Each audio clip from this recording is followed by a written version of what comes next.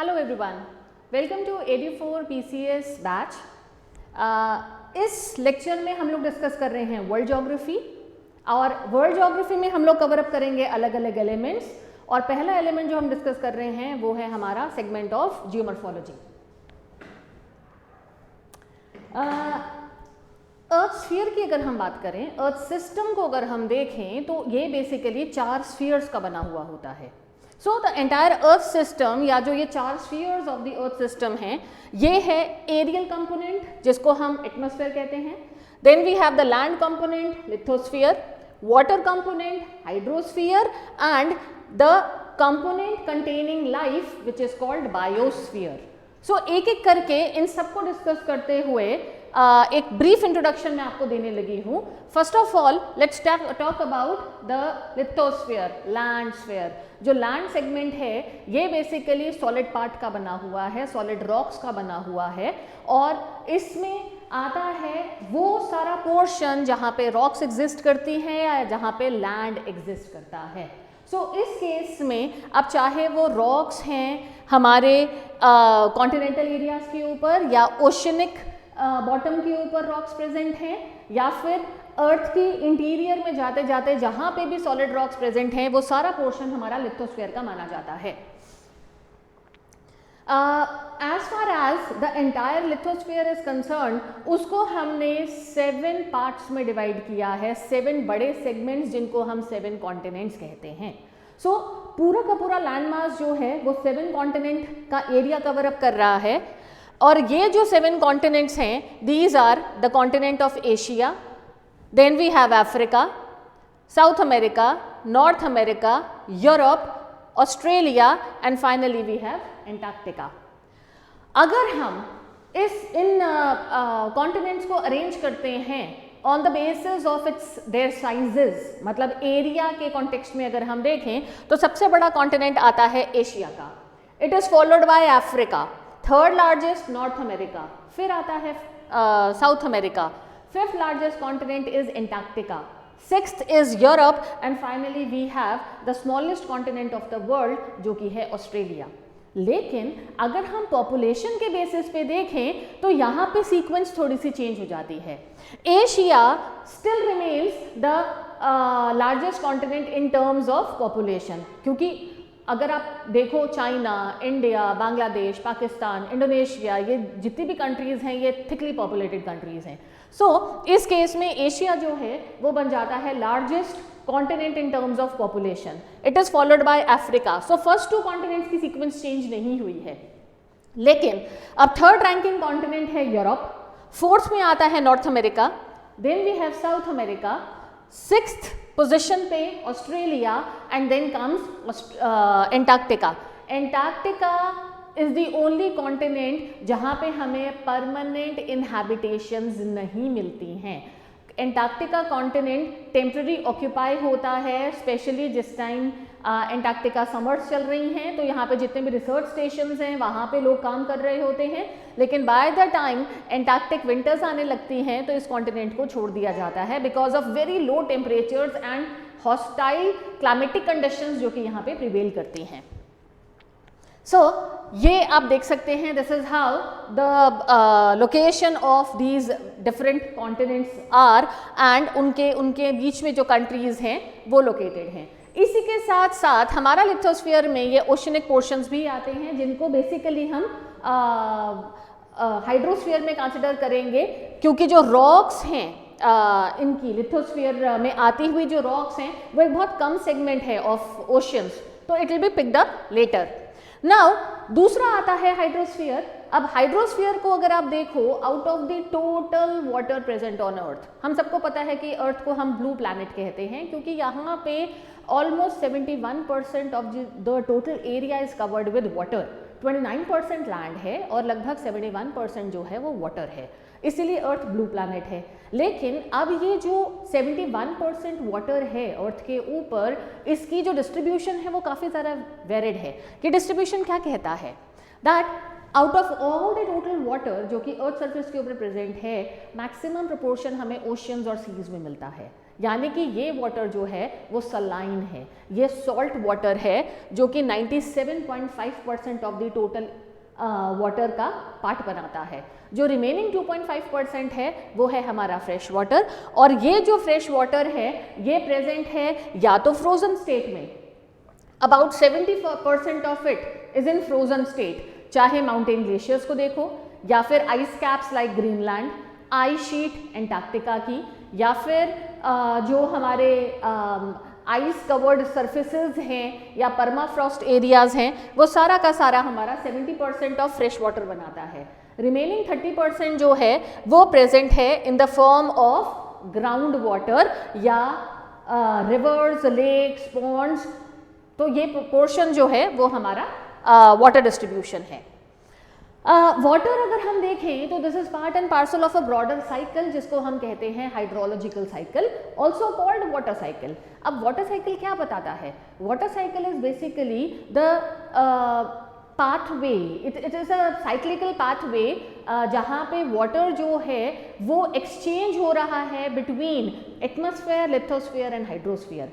अलग अलग प्रोसेसेस काम करते हैं बाय वे ऑफ विच जो अवेलेबल वाटर है वो अलग अलग डोमेन्स में ट्रैवल करता है इन डिफरेंट स्टेट्स।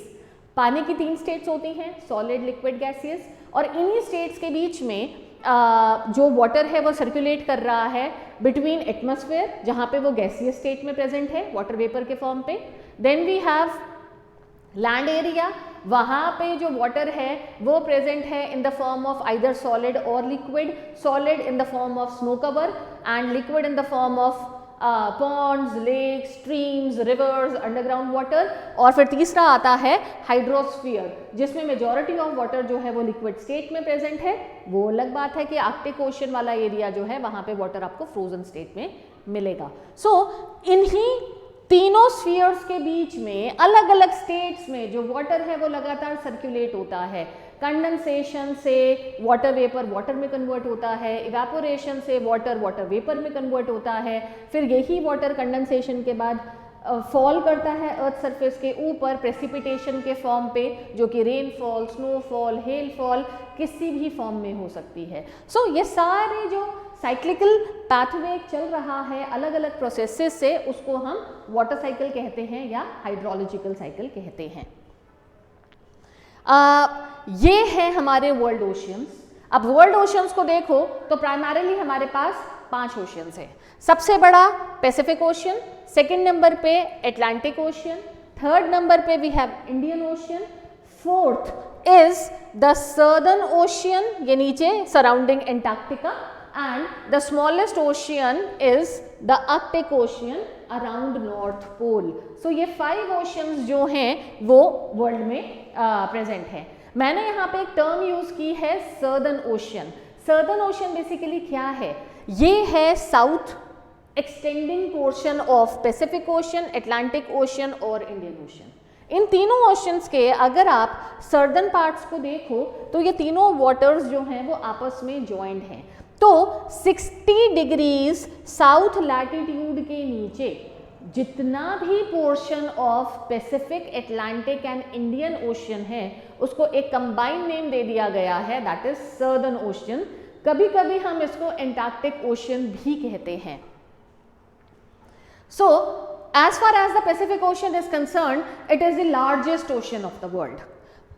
इसके ईस्ट में है the continent of Americas, North America, South America. इसके वेस्ट में है एशिया, ऑस्ट्रेलिया एंड न्यूजीलैंड। अब ये है largest ocean as well as it is the deepest ocean. इसकी डेप्थ बहुत ज़्यादा है क्योंकि हमें ओशन फ्लोर के ऊपर ना काफ़ी डीप सेगमेंट्स मिलते हैं जिनको हम ट्रेंचेस कहते हैं, ओशियन ट्रेंचेस या ओशियन डीप्स, ये टर्म इनके लिए यूज की जाती है। So maximum number of ocean trenches in the world are present in the Pacific Ocean, और ओशियन ट्रेंचेस होते हैं बहुत डीप पोर्शन, इसीलिए पैसिफिक ओशियन जो है it also becomes the deepest ocean of the world. Largest है, 50% of the total water of earth is held in Pacific Ocean alone. Then Pacific ocean में सबसे ज्यादा नंबर ऑफ आइलैंड्स हैं। The total number of islands इस ocean में are more than 25,000। सो ये पूरा का पूरा जो एरिया है, आपको कोस्टल आइलैंड्स भी मिलेंगे बड़े बड़े, देन आपको बहुत ही छोटे आइलैंड्स मिलते हैं scattered all over the Pacific ocean. Another very important feature जो कि हमें इस ओशन में मिलता है, that is the great barrier reef. ये कोरल रीफ है, ये लार्जेस्ट रीफ है वर्ल्ड की, और ऑस्ट्रेलिया के ईस्टर्न कोस्ट के अलोंग ये लोकेटेड है, और it is about 2300 kilometres long coral reef. So ये जो है ये यहाँ पे लोकेटेड है। इसके अलावा एक और बहुत बड़ी खासियत है ऑफ पैसिफिक ओशन कि इसके चारों तरफ एक्टिव वॉल्केनोज लोकेटेड हैं। अगर आप पैसिफिक ओशन का रिम देखो, साउथ अमेरिका से स्टार्ट होके यहाँ पे इंडीज माउंटेन्स हैं, उनके साथ Caribbean islands, then Mexico, along the western coast of North America, then Alaska से होते हुए ये एलुशियन आइलैंड्स, वहाँ से Russia, Japan, Philippines, Indonesia, and from there अगर हम न्यूजीलैंड की तरफ जाएं तो इस पूरे रीजन में करीबन 500 एक्टिव वॉल्केनोज लोकेटेड हैं। इसी रीज़न से पैसिफिक ओशन का ये जो बॉर्डर है, जो ये रिम है, इसको हम कहते हैं पैसिफिक रिंग ऑफ फायर और fire ring of the Pacific. इसको अलग अलग नाम जो हैं वो दिए गए हैं। Another very important thing about Pacific ocean, world का जो डीपेस्ट पॉइंट है वो बेसिकली एक ओशन ट्रेंच ही है। मैंने आपको ऑलरेडी बताया ये डीपेस्ट सेगमेंट्स होते हैं। तो जो डीपेस्ट ट्रेंच है वर्ल्ड की with the name of Mariana trench, that is located in the Pacific ocean. ये जो ट्रेंच है वो नियरली 11 किलोमीटर्स डीप है, और ये फिलीपींस के ईस्ट की तरफ लोकेटेड है। Mariana trench is located to the east of Philippines. Then we have Atlantic Ocean. Atlantic Ocean second largest ocean है वर्ल्ड का। अगर आप इसकी शेप देखो ना तो ये इंग्लिश अल्फाबेट एस को रिजेंबल करता है। इसके वेस्ट में अमेरिकाज हैं, इसके ईस्ट में यूरोप और एशिया है। 30% ऑफ द टोटल वाटर और 30% ऑफ द टोटल एरिया जो है वो बेसिकली वाटर एरिया वो पैसिफिक ओशन अटलांटिक ओशन जो है वो कवर अप करता है। अनदर थिंग, ये बिजिएस्ट ओशन है इन टर्म्स ऑफ ट्रेड। अगर आप इंटरनेशनल ट्रेड की बात करो तो वो मैक्सिमम ट्रेड जो है that goes on between the continent of Europe and north America, मतलब अक्रॉस अटलांटिक ओशन। सो इसीलिए ये जो है ये बिजिएस्ट ओशन है वर्ल्ड का। It is also the youngest ocean of all. इसकी अगर हम एज देखें तो बाकी सारे ओशंस के कंपैरेटिवली ये रिसेंटली बना है। Pacific ocean hardly 180 million years old है, so youngest of all. Another thing, economic value इस ओशन की बहुत ज़्यादा है। अब वो इकोनॉमिक वैल्यू कहाँ से आ रही है? एक तो मैंने आपको ऑलरेडी बताया कि across the this ocean maximum trade चल रहा है। उसके अलावा चाहे आप नॉर्थ वेस्टर्न अटलांटिक ओशन देखो या नॉर्थ ईस्टर्न अटलांटिक देखो, ये वर्ल्ड के बेस्ट फिशिंग ग्राउंड्स हैं। मैक्सिमम फिश कैचिंग नेशंस जो हैं और बल्क में जो फिशिंग है वो इन एरियाज में होती है because of the perfect fishing conditions जो कि इन रीजन्स में प्रेजेंट हैं। अपार्ट फ्रॉम दैट बहुत वैरायटी के मिनरल्स रिसोर्सेज जो हैं वो भी हमें पैसिफिक ओशन से मिलते हैं। तो इकोनॉमिक वैल्यू जो है दैट इज ग्रेट। वर्ल्ड का जो लार्जेस्ट आइलैंड है ग्रीनलैंड, वो भी अटलांटिक ओशन में लोकेटेड है। Then another very important thing, as far as Atlantic Ocean is concern, इसमें एक बहुत खास चीज आपको मिलेगी। The north eastern side of Atlantic Ocean remains ice free. ये कभी भी फ्रीज नहीं होता है डिस्पाइट ऑफ द फैक्ट, अगर आप इस एरिया को देखो ना तो ये आर्कटिक ओशन या नॉर्थ पोल के काफ़ी नज़दीक है। आइडियली यहाँ पे ठंड इतनी ज़्यादा पड़ती है कि टेम्परेचर्स सर्दियों में तो फ्रीजिंग पॉइंट से नीचे होते हैं, लेकिन इतनी एक्सट्रीम कोल्ड कंडीशंस के बावजूद जो सी है वो लिक्विड स्टेट में रहता है, वो फ्रीज नहीं करता है। सो इसका जो सबसे बड़ा रीज़न है वो ये है कि अटलांटिक ओशन में along the north eastern coast of Europe एक वार्म ओशन करंट पहुंचता है। वार्म ओशन करंट का मतलब क्या है? ओशन करंट होता है एक फ्लो ऑफ ओशन वाटर एक पर्टिकुलर डायरेक्शन में साल भर। पूरे ग्लोब के ऊपर अगर आप देखो तो अलग अलग डायरेक्शन से जो करेंट्स हैं वो कंटिन्यूसली मूव कर रहे होते हैं। जनरल ट्रेंड क्या है? इक्वेटर से पोल्स की तरफ, पोल से इक्वेटर्स की तरफ। जो इक्वेटोरियल करंट है वो वार्म करंट होते हैं क्योंकि वो गर्म पानी ट्रांसपोर्ट करते हैं टू द पोलर एरियाज। जो कोल्ड करंट हैं वहाँ पे वो पोलर एरियाज से इक्वेटोरियल एरियाज की तरफ ठंडे पानी को ट्रांसपोर्ट करते हैं। इस केस में अटलांटिक ओशन के नॉर्थ ईस्टर्न कोस्ट के along warm gulf stream current है जो कि स्टार्ट तो इक्वेटर से हुआ था, वहां से मूव करते करते इवेंचुअली इस एरिया में पहुंचता है। एंड एज सच यहाँ पे जो टेम्परेचर्स हैं वो साल भर फ्रीजिंग पॉइंट से ज़्यादा रहते हैं। ओशन कभी फ्रीज नहीं करता है, इसीलिए फिशिंग और नेविगेशन दोनों ईयर लॉन्ग एक्टिविटी हैं। ये हमेशा पूरे साल चलती रहती हैं। Indian ocean, the third largest ocean of the world. एक बहुत इंटरेस्टिंग पॉइंट है इंडियन ओशन के बारे में, that it is the only ocean which is named after a country. कोई भी और ओशन किसी कंट्री के नाम पे नहीं है except for this Indian ocean. अगर आप इस ओशन को देखो so what you can see that it is enclosed in the north. ये देखो नॉर्थ में पूरी तरह से बंद है, so it is only open in the south. तो नॉर्थ में इसका कहीं पे भी कम्युनिकेशन आर्कटिक ओशन के साथ नहीं चलता है। तो ये 20% of the total water area cover up कर रहा है। डीपेस्ट पॉइंट जो है ऑफ इंडियन ओशन वो लाई करता है यहाँ पे इंडोनेशिया के पास, ये इधर है Java trench. So this is the deepest point. Southern ocean, मैंने आपको ऑलरेडी बताया कि जो सर्दर्न ओशन है वो 60 डिग्री साउथ लैटिट्यूड जो है उसके नीचे जितना भी पानी है of Pacific ocean, Atlantic ocean and Indian ocean, उसको हमने नाम दिया है ऑफ सर्दर्न ओशन। कभी कभी हम इसको एंटार्क्टिक ओशन भी बोल देते हैं। ये जो ओशन है this is the fourth largest ocean of the world. और इधर जो है यहाँ पे बहुत ही हाई वेलोसिटी विंड्स जो हैं वो ट्रैवल करती हैं। एज सच नेविगेशन पर्सपेक्टिव से ये एरिया बहुत डेंजरस है। जनरली जो शिप्स हैं वो अवॉइड करते हैं going in the Southern Ocean because of very high sea waves जो कि यहाँ पे high wind condition, high wind velocity के कारण जनरेट होती हैं। देन लास्ट जो है that is the Arctic Ocean. Arctic Ocean जो है it is surrounding North Pole. ये रहा नॉर्थ पोल, तो इसके सराउंडिंग ये ओशन है। This is the smallest as well as the shallowest. इसकी डेप्थ सबसे कम है।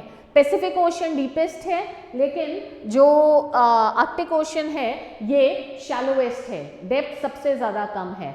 और ये ओशन जो है ये पैसिफिक ओशन के साथ कनेक्टेड है by a narrow stretch. See this, अब ये जो नैरो स्ट्रेच है इसका नाम है बेरिंग स्ट्रेट।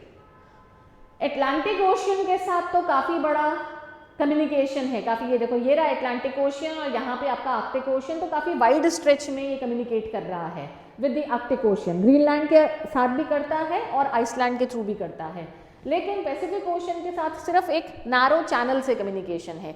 इंडियन ओशन के साथ there is no connection of Arctic Ocean. The third segment of Earth is the biosphere. Now, as far as the biosphere is concerned, ये narrow life zone है. It's a very narrow life zone. और इस narrow life zone में क्या होता है? Life exist करती है in air, in land, on the land and inside water.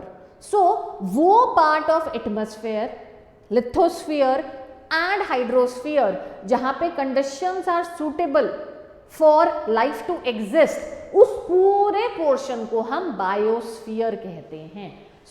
हर एक बायोस्फीयर की एक डिफरेंट कैरेक्टरिस्टिक है, वहाँ पे कंडीशंस अलग अलग हैं and depending upon these conditions वहाँ पे जो हमें लाइफ मिलती है वो भी अलग है।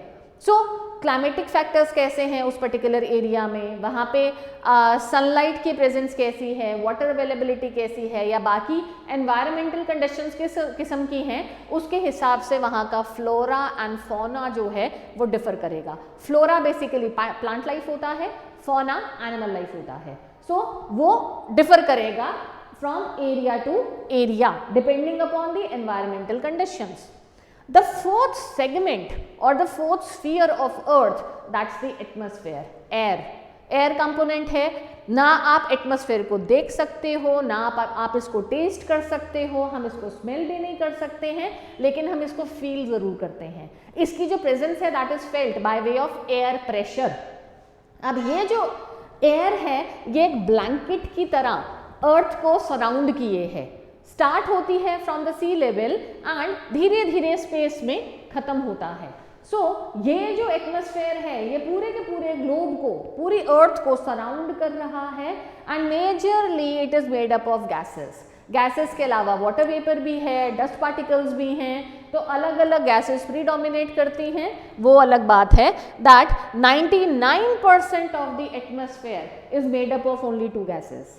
The first gas nitrogen, second gas oxygen, तो दोनों मिला के 99% बना रहे हैं। जो रिमेनिंग 1% है उसमें वेराइटी ऑफ गैसेस आती हैं, argon, carbon dioxide, hydrogen, helium, ozone, methane etcetera.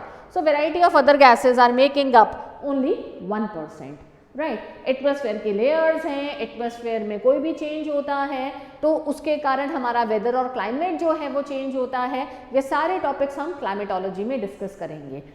ये मैं आपको बेसिकली यहाँ पे दे रही थी एक brief introduction about it. Of course we can talk about कि एटमॉस्फेयर के फायदे क्या हैं। एटमॉस्फेयर में ऑक्सीजन है जो कि सारे लिविंग बींग्स को चाहिए फॉर देयर एग्जिस्टेंस। एटमॉस्फेयर जो है वो अर्थ का एवरेज टेम्परेचर मेंटेन करता है। आपने एक टर्म सुनी होगी जिसको हम कहते हैं ग्रीन हाउस इफेक्ट।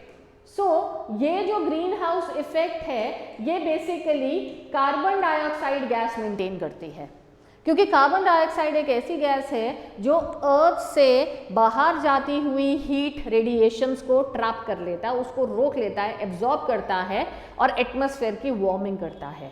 अगर सपोज एटमॉस्फेयर में कार्बन डाइऑक्साइड ना होती तो रात के टाइम पे अर्थ का टेम्परेचर बहुत ज़्यादा कम हो जाता। It would have fallen as low as -100 degree Celsius. अब इतने कम टेम्परेचर में लाइफ की एग्जिस्टेंस बहुत ज़्यादा डिफिकल्ट होती।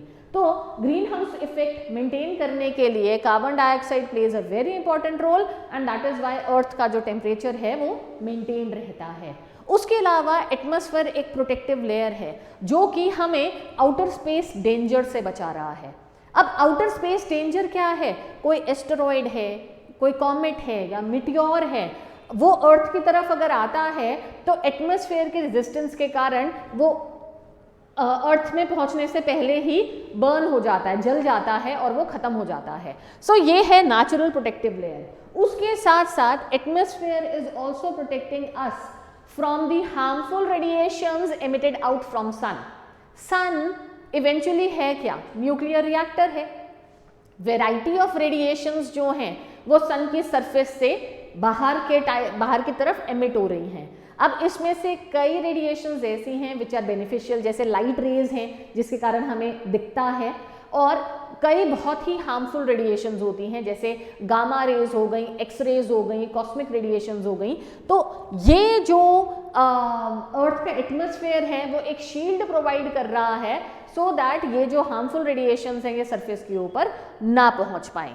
उसके अलावा जो कार्बन डाइऑक्साइड है प्रेजेंट इन दी एटमॉस्फेयर वो बहुत ज़्यादा रिक्वायर्ड है for the process of photosynthesis, क्योंकि हमारा जो पूरा का पूरा इकोसिस्टम रन करता है वो एनर्जी के ऊपर रन करता है। तो सिर्फ प्लांट्स ही हैं जो कि केपेबल हैं सनलाइट की जो हीट है उसको फूड एनर्जी में कन्वर्ट करने के लिए, एंड उसके बाद फिर ये फूड एनर्जी सारा जितना भी हमारा फौना है, जो हमारे ऑर्गेनिजम्स हैं, वो उसके ऊपर डिपेंडेंट है, राइट। एंड उसके अलावा एटमॉस्फेयर में डस्ट पार्टिकल्स हैं, एटमॉस्फेयर में वाटर वेपर है जिसके कारण रेनफॉल, स्लीट या स्नोफॉल, हेलफॉल, ये अलग अलग प्रेसिपिटेशन के फॉर्म्स जो हैं वो एग्जिस्ट करते हैं। सो that is why atmosphere is really very important, right. ये तो था एक general introduction. Now let's talk about different parts, different segments one by one. सबसे पहले हम लिथोस्फीयर डिस्कस करेंगे, तो उसकी जो स्टडी है दैट इज बेसिकली जियोमॉर्फोलॉजी। तो जियोमॉर्फोलॉजी में हम बात करेंगे अर्थ के ऊपर अलग अलग लैंडफॉर्म्स की, वो कैसे फॉर्म हुए हैं, वो कितने तरह के होते हैं, और उनके साथ रिलेटेड जितने भी प्रोसेसेस या फिनोमिनाज होते हैं वो हम सारे इसमें डिस्कस करेंगे। सबसे पहले बात आती है लिथोस्फीयर में या जियोमॉर्फोलॉजी में लैंडफॉर्म की। अब लैंडफॉर्म बेसिकली क्या है? लैंडफॉर्म एक कोई भी फीचर है, इंडिपेंडेंट फीचर जिसकी एक डेफिनेट शेप है और एक साइज है जो अर्थ के ऊपर प्रेजेंट है। Any natural feature which has a definite shape and occupies space, उसको हम लैंडफॉर्म कहते हैं। वेराइटी ऑफ लैंडफॉर्म्स है हमारे पास, लेकिन जो सबसे कॉमन लैंडफॉर्म्स हैं वो बेसिकली 3 होते हैं, माउंटेन्स, प्लेट्यूज एंड प्लेन्स। उसके अलावा आप यहाँ पे देख सकते हो डायग्राम में छोटे छोटे लैंडफॉर्म्स बहुत ज़्यादा हैं, कहीं पे केप है, कहीं पे पेनिनसुला बना हुआ है, देन कहीं पे आइलैंड है, गल्फ हो गया, बे है, तो ये अलग अलग लैंडफॉर्म्स हैं। बट प्राइमरीली जो बड़े लैंडफॉर्म्स हैं वो हैं माउंटेन्स, प्लेट्यूज एंड प्लेन्स। ये जो लैंडफॉर्म्स हैं ये बेसिकली बनते कैसे हैं ना, इसके पीछे जो रियल रीजन है, जो मैकेनिज्म है, that is the forces of the अर्थ जो कि उसके ऊपर एक्ट करती हैं। अर्थ के ऊपर, अर्थ की क्रस्ट के ऊपर या लैंड के ऊपर 2 सेट्स ऑफ फोर्सेस काम करती हैं। एक फोर्सेस हैं जो अर्थ के इंटीरियर से काम कर रही हैं, जिनको हम कहते हैं इंटरनल फोर्सेस, और दूसरी जो फोर्सेस हैं वो काम करती हैं अर्थ की सरफेस से ऊपर से नीचे को, और ये हो गई हमारी external forces, right. Internal forces का काम क्या है? नया लैंडफॉर्म क्रिएट करना। एक्सटर्नल फोर्सेस का क्या काम है? उस लैंडफॉर्म को ब्रेक करना। जहां पे इंटरनल फोर्सेस लैंड को अपलिफ्ट करती हैं अलग अलग शेप और साइज में, वहीं पे जो एक्सटर्नल फोर्सेस हैं वो लैंड को प्लेन करने की कोशिश करती हैं। तो इन्हीं दोनों फोर्सेस के बीच का जो कॉन्फ्लिक्ट है उसके कारण हमारे पास अलग अलग टाइप के जो लैंडफॉर्म्स हैं वो क्रिएट होते हैं, राइट। सबसे पहले जो लैंडफॉर्म है दैट इज माउंटेन। अगर हम माउंटेन को ड्रॉ करें तो हम कैसे ड्रॉ करते हैं? This is a mountain. तो मतलब हमने बेसिकली माउंटेन में क्या चीजें देखी? उसका बेस ब्रॉड है, लेकिन जैसे जैसे वो टॉप की तरफ आ रहा है तो वो नैरो डाउन हो रहा है। मतलब उसके पीक वाले एरिया में जो सरफेस एरिया है वो सबसे कम है, एक फीचर। दूसरा, ये काफी हाई है, सराउंडिंग लैंड के कंपैरेटिवली ये जो माउंटेन है इसकी हाइट काफी ज्यादा होगी। थर्ड थिंग, जो यहाँ पे ड्राइंग में हमने देखा, slope. Look at this slope, ये बहुत स्टीप स्लोप है, जेंटल स्लोप नहीं है। जेंटल स्लोप तो ये है, this is a gentle slope, ये भी उतनी जेंटल नहीं है, this is kind of a gentle slope. लेकिन जब हमने स्लोप एंगल ही बहुत स्टीप बना दिया है तो यहाँ पे हम इस फीचर को डिफाइन कर रहे हैं जो कि है माउंटेन। ये जो माउंटेन्स हैं ये काफ़ी हाई होते हैं, यूजुअली 900 मीटर से ज़्यादा इनकी हाइट होती है, काफ़ी ज़्यादा स्टीप होते हैं, सडनली राइज करते हैं फ्रॉम द ग्राउंड, और इधर जो क्लाइमेट है वो काफ़ी ज़्यादा ठंडा होता है। जो बहुत ज़्यादा हाई माउंटेन्स हैं इनके तो पीक एरिया में आपको परमानेंटली स्नो कवर मिलेगा और ग्लेशियर्स यहाँ पे एग्जिस्ट करते हैं। फॉर एग्जांपल, अगर आप उत्तराखंड में जाओ या आप mountain ranges of Himachal Pradesh या जम्मू एंड कश्मीर में देखो, सिक्किम में जाके देखो, तो वहाँ पे इतने ज़्यादा हाई माउंटेन्स हैं कि उनके पीक एरियाज के ऊपर परमानेंटली फ्रोजन लैंड है जहाँ पे ग्लेशियर्स एग्जिस्ट करते हैं। ये ग्लेशियर्स क्या हैं? आप कह सकते हो reverse of ice. Simple term में हम कहते हैं रिवर ऑफ आइस जो हैं वो ग्लेशियर्स होते हैं। नाउ आप जो ये माउंटेन्स हैं ये अलग अलग टाइप के होते हैं, बेस्ड अपॉन कि किस फिनोमिना से माउंटेन बना है हमारे पास अलग अलग टाइप के माउंटेन्स हैं। Broadly speaking mountains can be divided into 4 categories. ये देखो 4 कैटेगरीज ऑफ माउंटेन। एक है फोल्ड माउंटेन्स जो कि फोल्डिंग के प्रोसेस से बनते हैं। फोल्डिंग के प्रोसेस में क्या होता है, अर्थ में ऐसी फोर्सेस काम करती हैं जो कि लैंड को पुश करना शुरू कर देती हैं एक कॉमन पॉइंट की तरफ। So when land starts moving towards one common point, तो जो एरिया है वो धीरे धीरे बकल अप करता है और बकलिंग के बाद वो राइज करने लग जाता है in the form of mountains.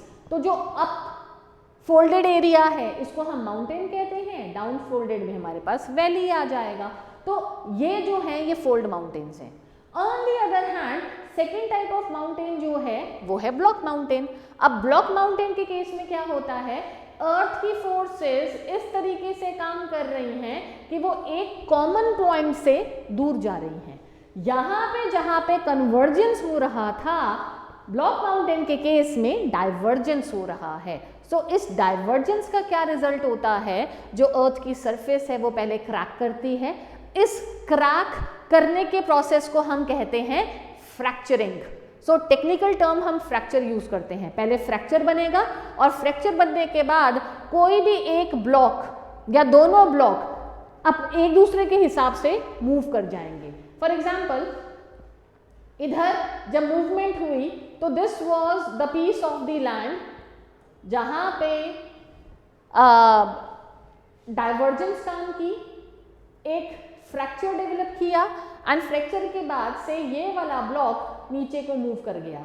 So it will become like this, यहाँ पे हो गई डाउनवर्ड मूवमेंट।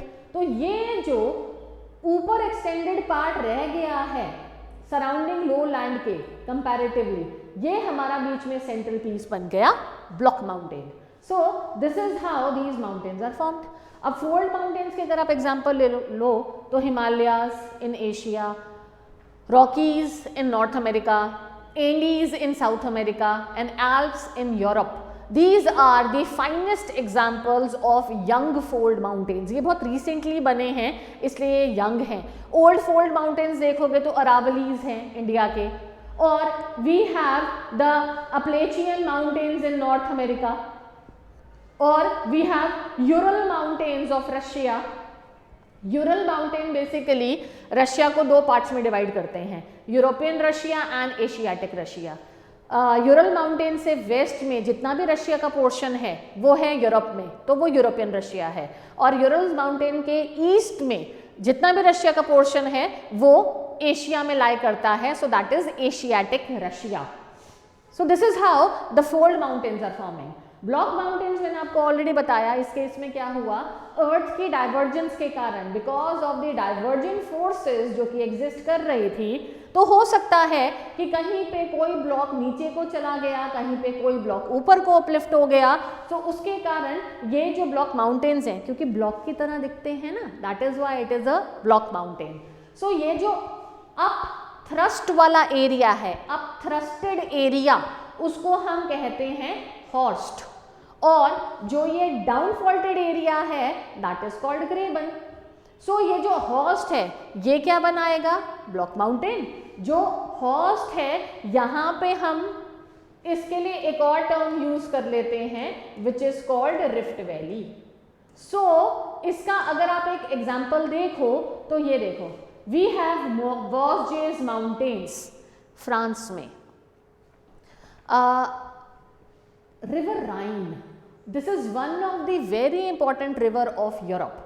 रिवर राइन काफ़ी अच्छे डिस्टेंस के लिए फ्रांस और जर्मनी की इंटरनेशनल बाउंड्री डिफाइन करता है। सो फ्रांस के बॉर्डर के ऊपर जो माउंटेन्स प्रेजेंट हैं वो उनका नाम है Vosges mountains. On the other hand Germany की साइड में भी एक माउंटेन सिस्टम एग्जिस्ट करता है और उस माउंटेन का नाम है black forest. So this Black Forest mountain is defining the boundary between France and Germany, और आप कह सकते हो कि वो जर्मन बॉर्डर के ऊपर लोकेटेड है, और इन दोनों माउंटेन्स के बीच से रिवर राइन फ्लो कर रहा है। सो बेसिकली क्या है, वॉस्जेस भी एक हॉस्ट है, ब्लैक फॉरेस्ट भी एक हॉस्ट है, और उसके बीच में जो ग्रेबन है, जो ये रिफ्ट वैली है, that is occupied by river Rhine. उसके कई एग्जाम्पल्स आप और भी ले सकते हो ब्लॉक माउंटेन्स के, जैसे नॉर्थ अमेरिका में, वेस्टर्न यूएसए में हमारे पास वियोमिंग स्टेट में है ग्रैंड टेटोन्स, या फिर कैलिफोर्निया में है सियरा नेवेडा माउंटेन्स। तो ये सब ब्लॉक माउंटेन्स कैटेगरी में आते हैं। The third type of mountains are volcanic mountains. अब जैसे कि नाम सजेस्ट कर रहा है, volcanic mountains are formed by the process of volcanism. Earth के वोल्केनिज्म का रिजल्ट है ये फॉर्मेशन ऑफ माउंटेन्स। तो जब कभी भी कहीं पे वोल्केनिक इरप्शन होता है तो huge amount of ash, rock particles and gases along with lava that flows out. अब ये जो ऐश और लावा है ये एक्यूमुलेट हो जाता है उस ओपनिंग के अराउंड और इवेंचुअली एक माउंटेन लाइक स्ट्रक्चर जो है वो क्रिएट हो जाएगा। सो इसको हम कहते हैं वोल्केनिक माउंटेन।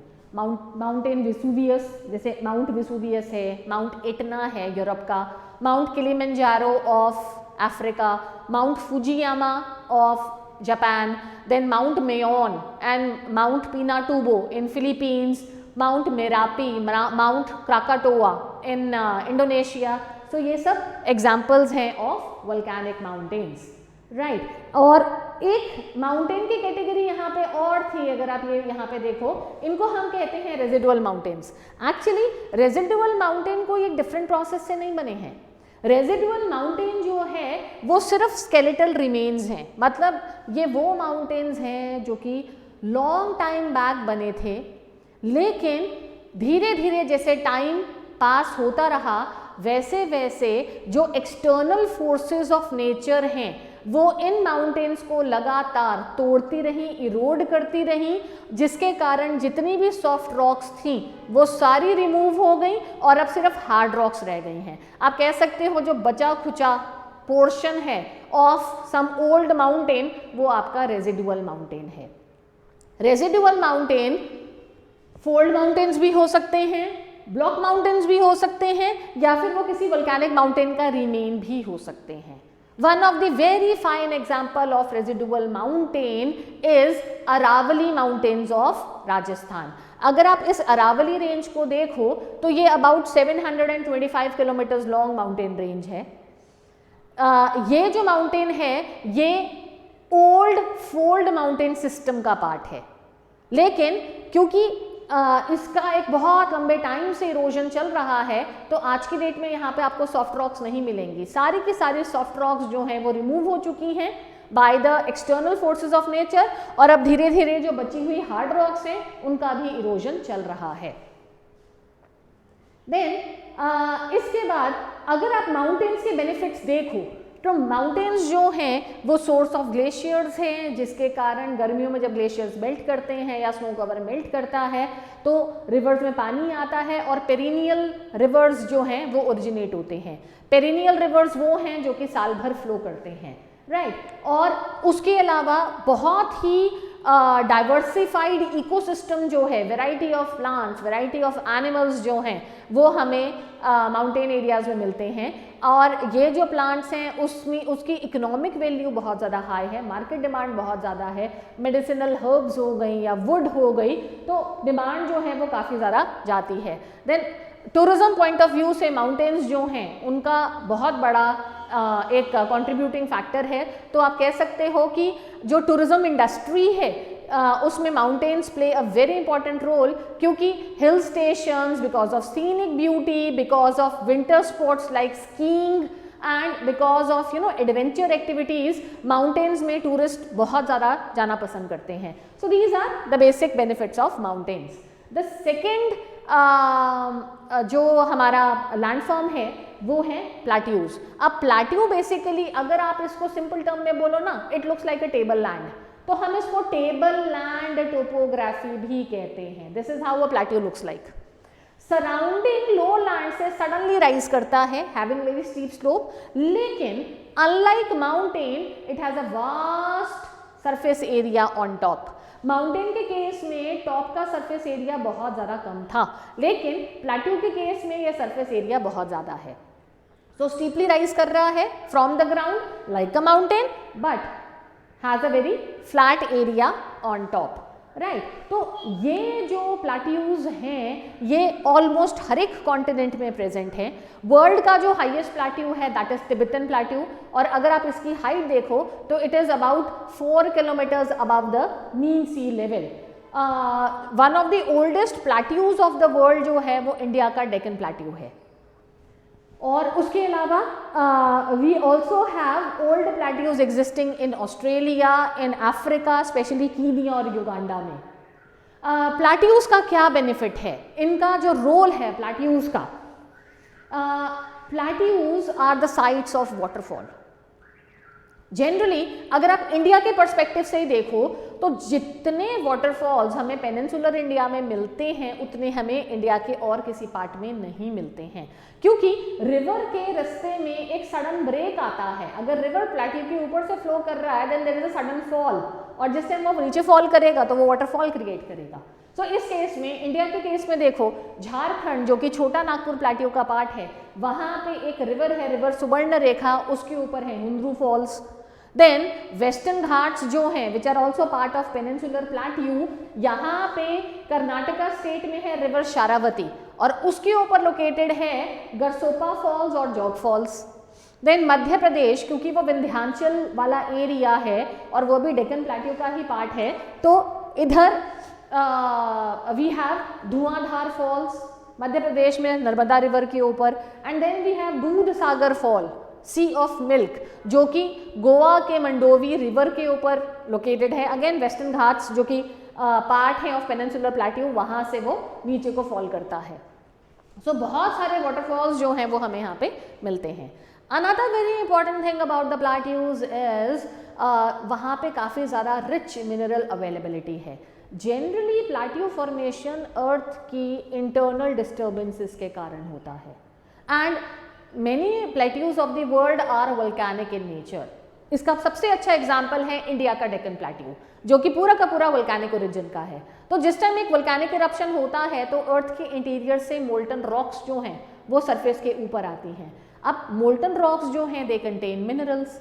जनरली जो हैवी मिनरल्स हैं, जो काफ़ी ज़्यादा हाई डेंसिटी के मिनरल्स हैं, वो हमें अर्थ के इंटीरियर में ही मिलते हैं। लेकिन जहाँ पे वोल्केनिक प्लेट्यूज प्रेजेंट हैं वहाँ पे इन प्लेट्यू रॉक्स में आपको ये हैवी मिनरल्स आराम से मिल जाएंगे, क्योंकि यहाँ पे लावा जो है, जो अर्थ के इंटीरियर से सरफेस के ऊपर आया था, तो वो इन मिनरल्स को अपने साथ ट्रांसपोर्ट करके ले आया था। तो इंडिया के केस में अगर आप छोटा नागपुर प्लेट्यू देखो तो यहाँ पे हमें मिनरल्स मिल रहे हैं iron, coal, manganese, we have copper, gold, silver etcetera.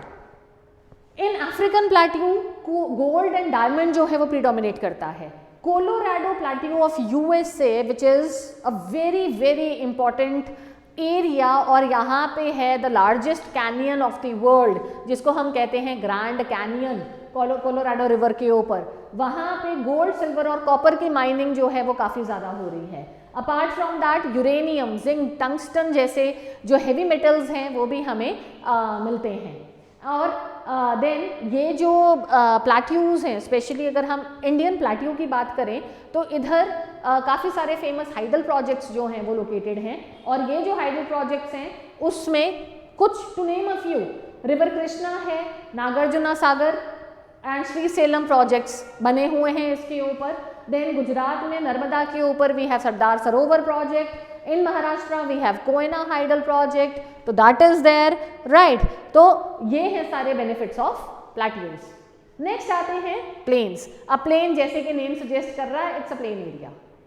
इसकी स्लोप जो है वो बहुत ज़्यादा कम होती है, ऑलमोस्ट फ्लैट एरियाज होते हैं, and being flat in nature these areas are having maximum economic importance. आप अगर वर्ल्ड में पॉपुलेशन डिस्ट्रीब्यूशन देखोगे तो आपको वहाँ पे देखने को मिलेगा कि maximum population of the world is located in the plain areas of the world. तो प्लेन एरियाज में क्योंकि सिटीज़ आराम से बन जाती हैं, इंडस्ट्रीज़ को सेटअप करना आसान है, ट्रांसपोर्टेशन नेटवर्क डेवलप बहुत इजीली हो जाता है, फ्लैट एरियाज़ हैं, सॉफ्ट सॉइल होती है, तो एग्रीकल्चर बहुत ज़्यादा अच्छे ढंग से यहाँ पे डेवलप्ड होता है। तो ये सारा के सारे जो बेनिफिट्स हैं वो प्लेन एरियाज़ के हैं।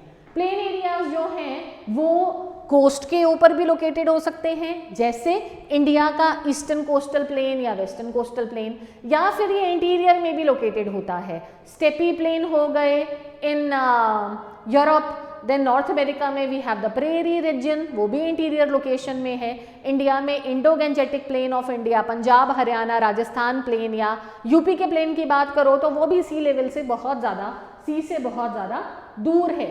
तो ये जो प्लेन्स हैं ये कहीं पे भी प्रेजेंट हो सकते हैं, या तो ये मटेरियल के डिपोजिशन से बनेंगे, रिवर अपने साथ लेके आते हैं फाइन सेडिमेंट्स, जैसे पंजाब के रिवर्स हैं।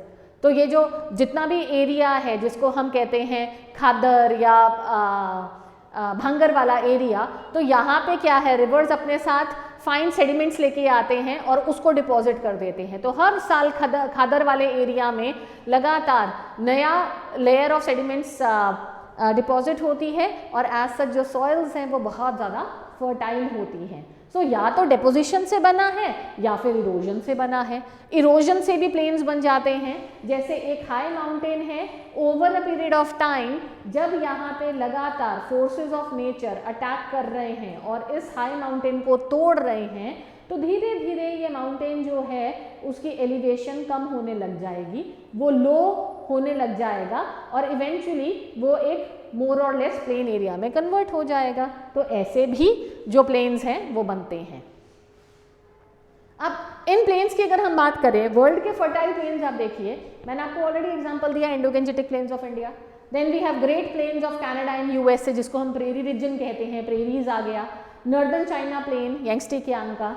Then we have Indus valley plain of Pakistan, steppes हो गए यूक्रेन और रशिया के। देन इन प्लेन्स को अगर आप देखो तो ये प्लेन्स जो हैं ये हमें सारे कॉन्टिनेंट्स में मिलेंगे एंटार्क्टिका को छोड़ के, सिर्फ वहाँ पे प्लेन प्रेजेंट नहीं है। वर्ल्ड का जो लार्जेस्ट प्लेन है वो वेस्ट साइबेरियन प्लेन है। This is the largest in the world, जो कि Urals mountain in the west और Yenisei river in the east के बीच में लोकेटेड है। Look at the area, this is 2.6 to 2.7 million kilometres. As far as plains are concern, multiple benefits मैं आपको already बता चुकी हूँ। फर्टाइल लैंड है, good for agriculture, thickly populated क्योंकि इंडस्ट्री सेटअप हो जाएंगी, सेटलमेंट्स बन जाएंगी, ट्रांसपोर्टेशन नेटवर्क जो है उसको बिल्डअप करना बहुत ज़्यादा ईजी है, इरिगेशन नेटवर्क प्रोवाइड करना बहुत ज़्यादा ईजी है क्योंकि जो रॉक्स हैं, जो ग्राउंड होता है वो बहुत ज़्यादा सॉफ्ट होता है, तो कनाल डिगिंग या फिर वेल्स और ट्यूबवेल्स की कंस्ट्रक्शन जो है वो बहुत ज़्यादा ईजी होती है। तो this is why these areas are thickly populated, right.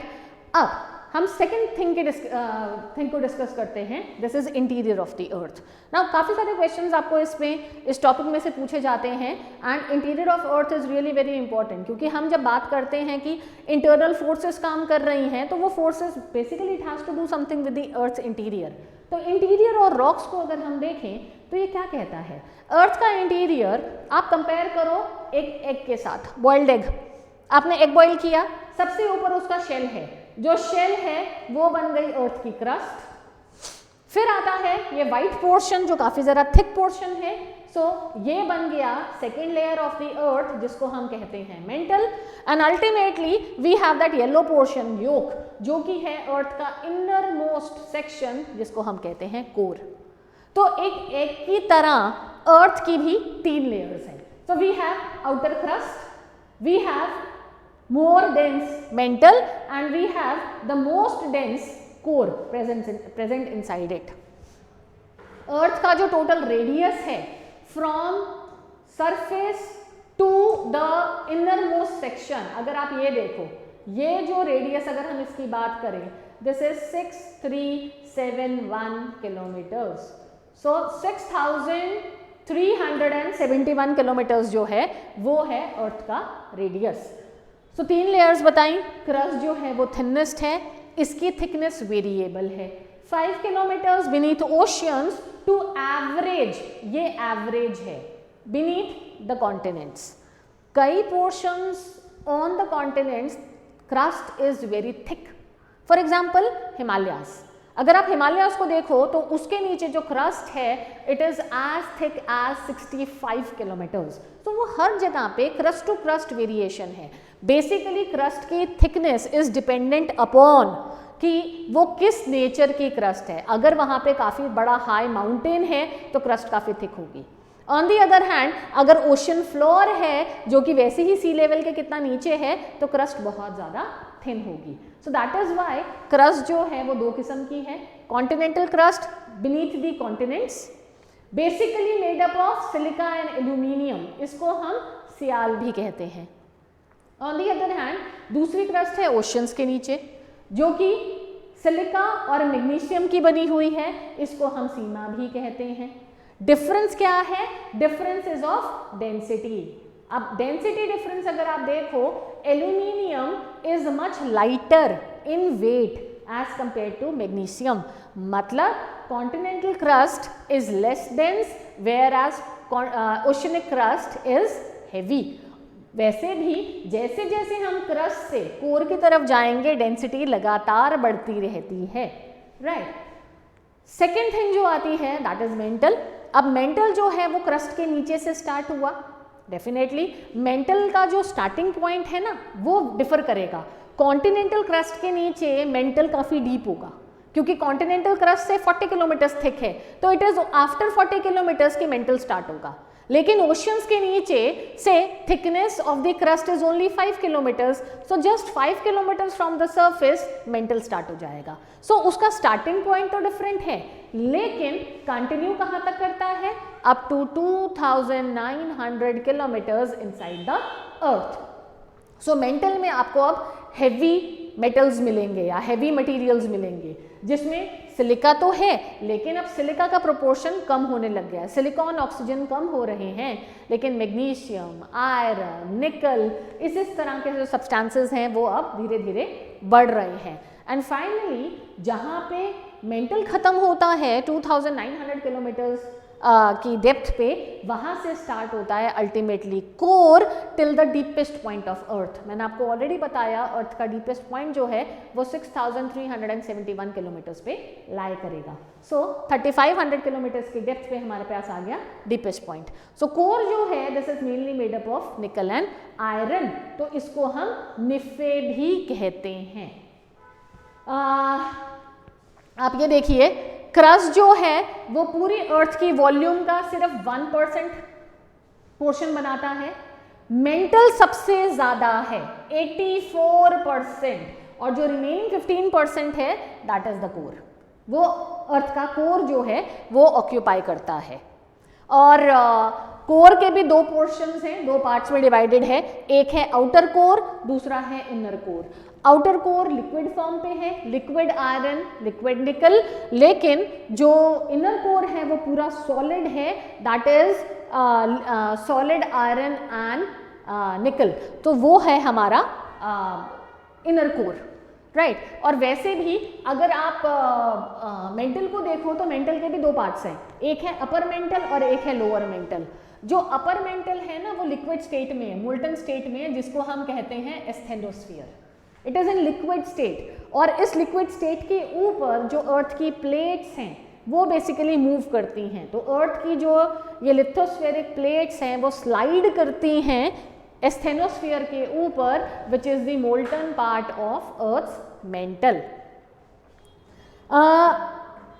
Lithosphere में मैंने आपको बताया कि रॉक्स प्रीडोमिनेट करेंगी, अब चाहे वो रॉक सॉलिड स्टेट में है, एस्थेनोस्फीयर में वो मोल्टन स्टेट में है, लेकिन रॉक बेसिकली क्या होती है? रॉक यूजुअली सॉलिड स्टेट में ही हम कहते हैं। So it is the natural aggregate of minerals which forms the solid part of earth. Natural aggregate of minerals मतलब रॉक्स के अंदर आपको मिनरल्स मिलेंगे, और मिनरल्स क्या होते हैं? अलग अलग एलिमेंट्स को कंबाइन करके जो प्रोडक्ट्स बनते हैं वो हमारे मिनरल्स होते हैं। सो अलग अलग किस्म की जो रॉक्स हैं वो अर्थ के ऊपर प्रेजेंट हैं, primarily based upon nature of origin. बनी कैसे? हमने यहाँ पे देखा है नेचर ऑफ ओरिजिन की बात कर रहे हैं, that what are the processes which are leading to the formation of rocks. Rocks तीन किस्म की होती हैं, igneous rocks, sedimentary rocks and metamorphic rocks. So जो इग्नियस टर्म है this is coming from the Latin word ignis, जिसका मतलब होता है fire. Fire does not mean literal fire. Fire in this case refers to magma. या हम magma को बात कर रहे हैं या फिर हम रेफर कर रहे हैं टू लावा।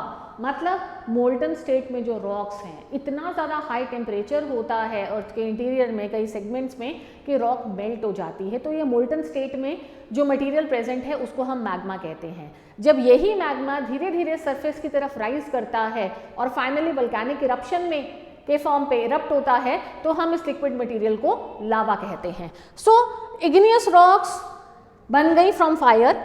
सेडिमेंट्री रॉक्स जो हैं ये भी एक लैटिन वर्ड है जिसका मतलब है सेडिमेंटम। सेडिमेंटम का मतलब क्या होता है? To settle down. मतलब छोटे छोटे पार्टिकल्स जो हैं वो अल्टीमेटली डिपॉजिट हो रही है प्लेस पे और उसके डिपोजिशन के बाद वो कंप्रेस होते हैं, कॉम्पैक्ट होते हैं और हार्ड हो जाते हैं। तो उससे बन गई हमारी सेडिमेंट्री रॉक। एंड थर्डली जो मेटामॉर्फिक रॉक्स हैं वो एक ग्रीक वर्ड है मेटामॉर्फोज। मेटामॉर्फोज का मतलब है change of form. So metamorphic rocks actually pre existing rocks हैं। ये वो रॉक्स हैं जो कि पहले से बनी हुई हैं but because of very high heat और हाई प्रेशर और may be combination of both, जो मिनरल्स हैं वो अपने आप को रीअरेंज कर लेते हैं और एक नई किस्म की रॉक बन जाती है। Such a rock is called metamorphic rocks. So ये है हमारी classification based upon the origin of rocks. अब इग्नियस रॉक्स मैंने आपको ऑलरेडी बताया कि इग्नियस रॉक्स बनेंगी either because of cooling and solidification of magma और cooling and solidification of lava. Surface के नीचे अगर फॉर्मेशन हुई है इन रॉक्स की तो वो है इंट्रूसिव इग्नियस रॉक्स, अर्थ के इंटीरियर में बनी है।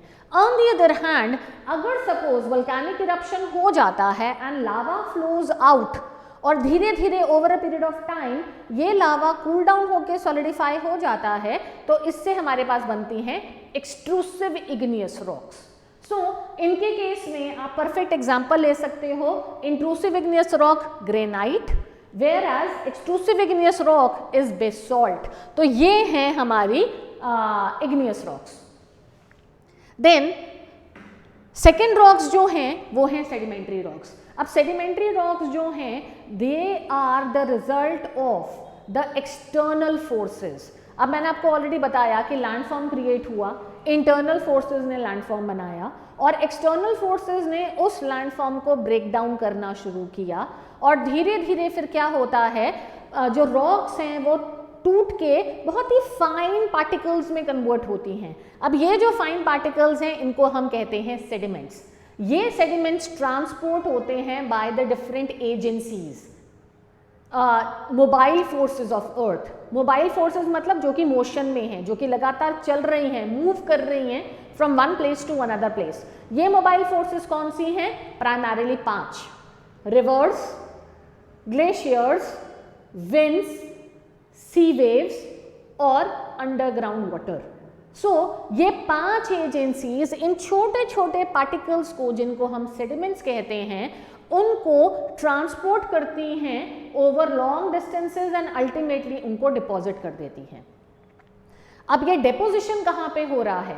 यूजुअली सेडिमेंट्री रॉक्स हमेशा पानी के नीचे बनती हैं बिकॉज पानी के नीचे लीस्ट डिस्टर्बेंस होता है। लैंड के ऊपर अगर कहीं पर डिपोजिशन हुआ, तेज बारिश आई तो वो अपने साथ सेडिमेंट्स को बहा के ले जाएगी, तेज हवा चली तो वो सेडिमेंट्स को उड़ा के ले जाएगी। बट पानी के नीचे in deep seas, deep lakes और ओशियंस डिस्टर्बेंस मिनिमम होती है। तो ये जो सेडिमेंट्स हैं वो अनडिस्टर्ब्ड लेयर बाय लेयर एक दूसरे के ऊपर डिपॉजिट होते रहते हैं और जैसे जैसे वेट बढ़ता है इन सेडिमेंट्स का तो वो कंप्रेस हो जाते हैं। अब जब वो कंप्रेस होते हैं तो फिर वो कॉम्पैक्ट हो जाएंगे और अल्टीमेटली हार्ड हो जाते हैं and get converted into sedimentary rocks. So sedimentary rocks have formed as a result of wearing down of rocks, चाहे वो igneous rock है, चाहे वो sedimentary rock है या वो metamorphic rock है। These rocks will be attacked by the different forces of nature and will be broken down into fine sediments. So ये जो हैं वो अलग अलग forces से अलग अलग rocks break down होके ये sediments ultimately compact होके पूरा का पूरा रॉक बनाएगा। सबसे बड़ा identification feature of sedimentary rocks is layers. यहाँ पे आप लेयर्स देख सकते हो, जैसे केक की लेयर्स होती है ना, तो वैसे लेयर्स आपको यहाँ पे नजर आएंगे, क्योंकि ये sediments layer by layer he deposit होते हैं एक दूसरे के ऊपर। और जो थर्ड टाइप ऑफ रॉक है वो है मेटामॉर्फिक रॉक। मेटामॉर्फिक रॉक के लिए दो कंडीशंस चाहिए, high heat, high pressure.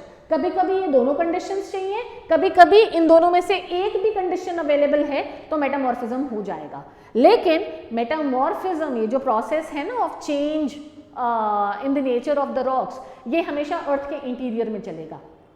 Surface के ऊपर मेटामॉर्फिज्म नहीं होता है, क्योंकि ना ही सरफेस के ऊपर आपको हाई हीट मिलेगी ना ही हाई प्रेशर मिलेगा। ये दोनों कंडीशंस अर्थ के इंटीरियर में है। सो अर्थ के इंटीरियर में क्या होता है, high heat and high pressure condition के अंडर जो प्री एग्जिस्टिंग रॉक्स हैं, अब ये pre existing rock igneous rock हो सकती है, सेडिमेंट्री हो सकती है, मेटामॉर्फिक हो सकती है, इनके मिनरल अपने आप को री अलाइन करते हैं to give rise to a new form of rock. देखो जैसे मार्बल है, मार्बल मेटामॉर्फोज्ड फॉर्म है of a sedimentary rock limestone. Quartzite ये मेटामॉर्फोज्ड फॉर्म है of a sedimentary rock sandstone. Similarly we have slate, slate भी एक sedimentary rock mudstone के metamorphism के कारण ही बना है। तो ये तो यहाँ तो एग्जाम्पल सारे हमने सेडिमेंट्री रॉक्स के लिए हैं, बट इग्नियस रॉक्स जो हैं वो भी कन्वर्ट हो जाती हैं इनटू मेटामॉर्फिज्म। जैसे अगर हम बात करें ग्रेनाइट की, which is an igneous rock, intrusive igneous rock, so it changes into gneiss, EISS, GEISS. So this is the metamorphosed form of igneous rock. Rocks के मल्टीपल यूजेस हैं, बिल्डिंग मटेरियल प्रोवाइड करती हैं, rocks की disintegration के बाद soils बनती हैं जिसमें जो प्लांट्स को सपोर्ट करता है, जो कि एग्रीकल्चर को सपोर्ट करता है। देन रॉक्स नेचुरल फिल्टर्स होते हैं जिसके कारण सरफेस वाटर धीरे धीरे नीचे परकोलेट करके अंडरग्राउंड वाटर टेबल के फॉर्म पे इकट्ठा होता है, और यही ग्राउंड वाटर हम यूज़ करते हैं for drinking purposes, for agriculture, irrigation में, फॉर इंडस्ट्रीज, राइट। और उसके अलावा काफ़ी सारे और प्रोडक्ट्स हैं, जैसे एक्वेरियम रॉक्स होती हैं, बारबेक्यू के लिए स्टोन्स होते हैं, वो भी हमारे सारे इन रॉक से ही डिराइव्ड होते हैं, राइट। सो ये हैं the different uses of rocks. तो आप ये देख सकते हो जो रेड फोर्ट ऑफ इंडिया है that is made up from red sandstone, whereas Taj Mahal जो है वो मकराना मार्बल से बना हुआ है। तो ये सारी रॉक्स ही हैं जिसके कारण इतने स्पेक्टेकुलर जो बिल्डिंग्स हैं वो क्रिएटेड हैं।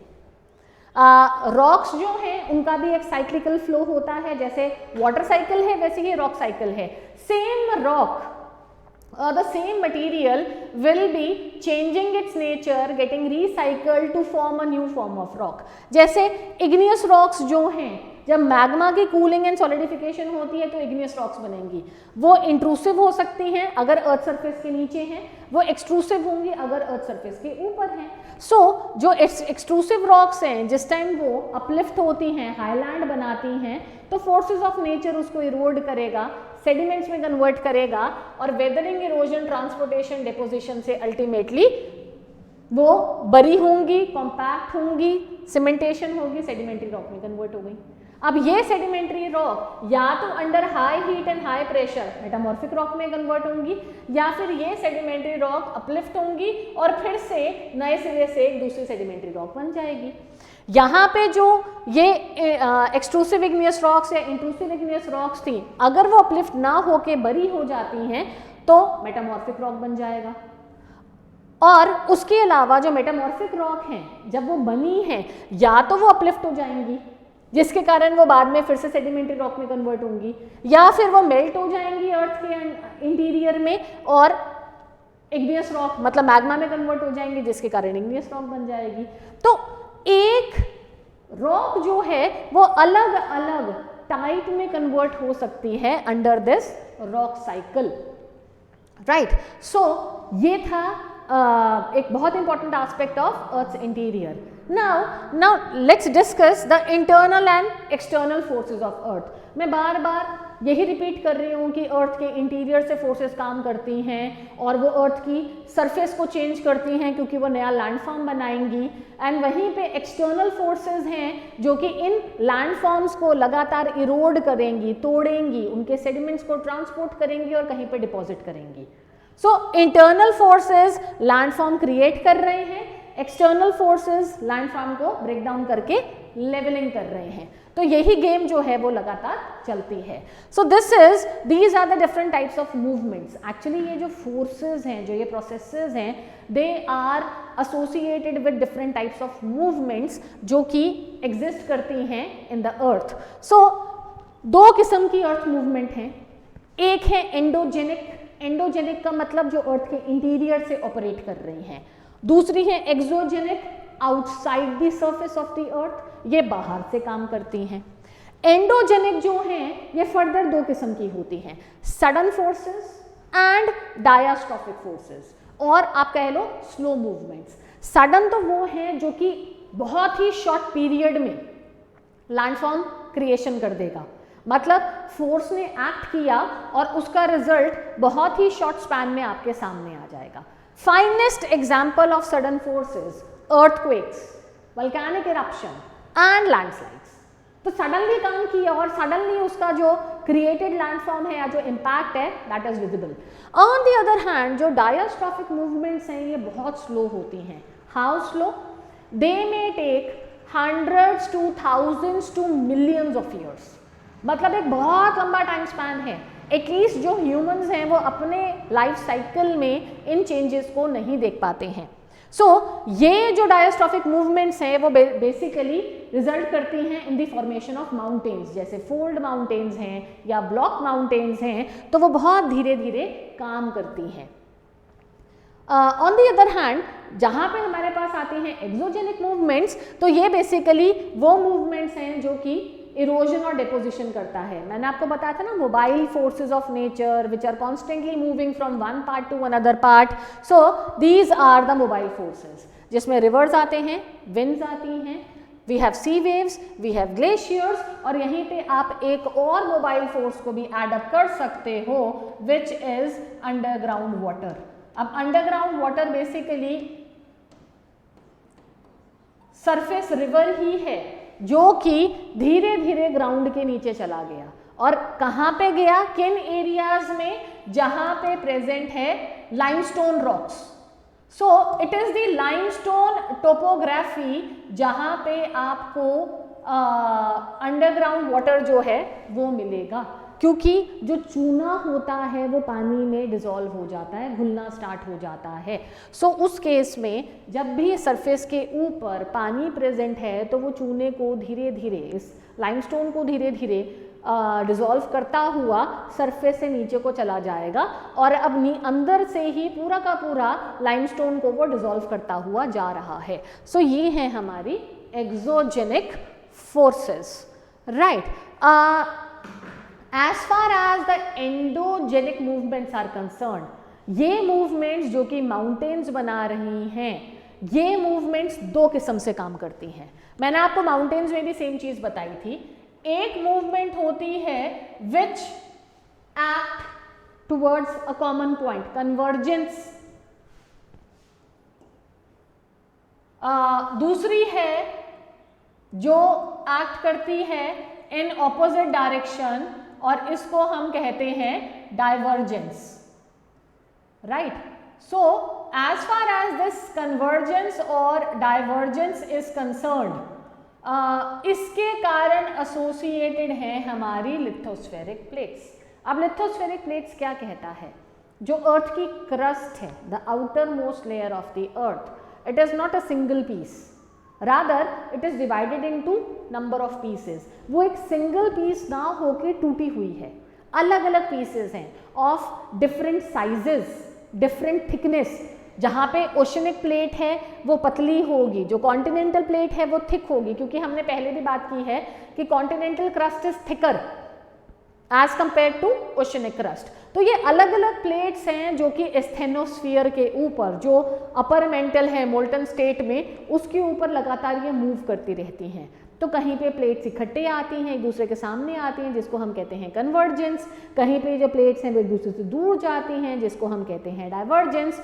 और इस कन्वर्जेंस एंड डाइवर्जेंस के कारण क्या होता है, अर्थ के ऊपर वेराइटी ऑफ लैंडफॉर्म्स क्रिएट होते हैं, एज वेल एज हम फिनोमिनास देखते हैं। जैसे जहाँ पे कन्वर्जेंस हो रहा है, दो प्लेट्स आपस में आएंगी, टकराएंगी, जोर से टकराएंगी, तो उसका असर क्या होता है, इनमें से एक प्लेट जो है उसका जो एज है वो मुड़ जाएगा और वो उठ जाएगा माउंटेन्स के फॉर्म पे, तो फोल्ड माउंटेन बन जाएंगे। वेयर एज इस इम्पैक्ट से, जब ये जोर से टकराव होगा, इसके कारण अर्थक्वेक्स आते हैं, भूकंप आते हैं, प्लस वोल्केनिक इरप्शन भी होता है, क्योंकि एक प्लेट तो सरफेस के ऊपर रहेगी और दूसरी प्लेट जो है वो धीरे धीरे अर्थ के मेंटल की तरफ मूव करना शुरू होगी। तो जब वो अर्थ के मेंटल की तरफ जाती है तो नीचे जाके वो मेल्ट हो जाती है और वो लावा सरफेस के ऊपर आएगा और वोल्केनिक इरप्शन होंगे। ऑन दी अदर हैंड, जहाँ पे डाइवर्जेंस चल रहा है तो दो प्लेट्स एक दूसरे से दूर जा रही हैं। इस दूर जाने के कारण क्या होता है, अर्थ की सरफेस फट जाती है, नीचे से मैग्मा जो है वो सरफेस के ऊपर राइज करेगा और वोल्केनिक इरप्शन होगा, और इस क्रस्ट के टूटने से फिर से इरप्शंस होंगे, वोल्केनिक इरप्शंस होंगे। तो ये अलग अलग फिनोमिनास जो हैं वो एसोसिएटेड हैं with these lithospheric plates.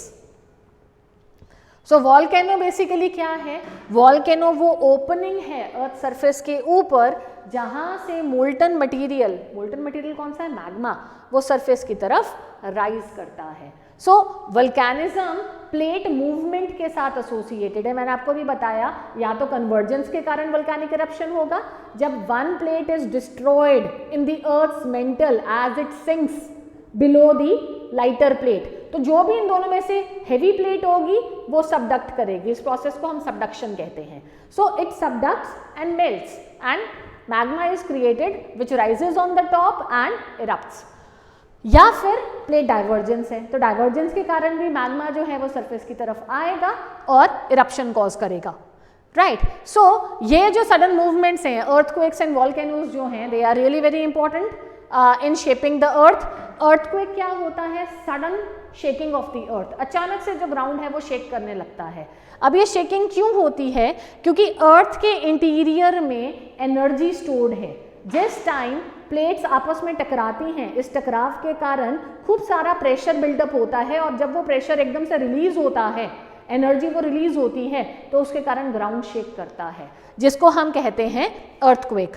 Point of origin of earthquake is called focus. जिस भी पॉइंट से एनर्जी सबसे पहले रिलीज हुई है और जहां से वो रिलीज हुई है उसको हम फोकस कहते हैं। अर्थ का फोकस हमेशा अर्थ के इंटीरियर में लाई करता है। जो अर्थक्वेक का फोकस होता है वो सरफेस के नीचे होगा, वो सरफेस के नीचे किसी भी डेप्थ पे लाई कर सकता है। It can be shallow focus, shallow focus होता है अप टू 70 किलोमीटर्स, और it can be intermediate focus 70 kilometres से लेके 300 किलोमीटर्स तक, या फिर वो डीप फोकस भी हो सकता है। मतलब जो डेप्थ है फोकस की वो 300 किलोमीटर से ज़्यादा है, तो उसके बेसिस पे फोकस किसी भी टाइप का हो सकता है। The point perpendicularly above the focus, focus से ठीक सरफेस के ऊपर जो ये परपेंडिकुलर पॉइंट है इसको हम कहते हैं एपिसेंटर। एपिसेंटर वो पॉइंट है जहां पे सबसे पहले अर्थक्वेक फील किया जाता है।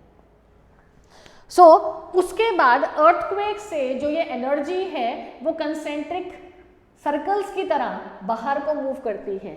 ये तो आप इसको किसके साथ विजुलाइज कर सकते हो, एक बकेट लो, पानी की बकेट, या एक पॉन्ड है, पत्थर लो और उस पॉन्ड में फेंको। तो जिससे हम पत्थर फेंकते हैं तो हम देखते हैं कि जिस पॉइंट पे पत्थर लैंड किया है वहाँ से सर्कल्स के फॉर्म पे एक के बाद एक वेव्स जो हैं वो बाहर को निकलती हैं। कंसेंट्रिक सर्कल्स इनके फॉर्म पे ये निकलती हैं। एग्जैक्टली सेम थिंग हम अर्थक्वेक के केस में देखते हैं।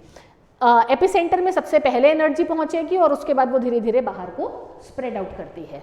सो ये हैं दो फोर्सेस जो कि सबसे ज़्यादा डैमेज भी करती हैं अर्थ सरफेस के ऊपर और नए लैंडफॉर्म्स बनाती हैं। अब ये लैंडफॉर्म माउंटेन हो सकता है, प्लेट्यू हो सकता है, प्लेन हो सकता है, या फिर किसी और किस्म का कोई फीचर हो सकता है, but they are associated with these earthquakes, right.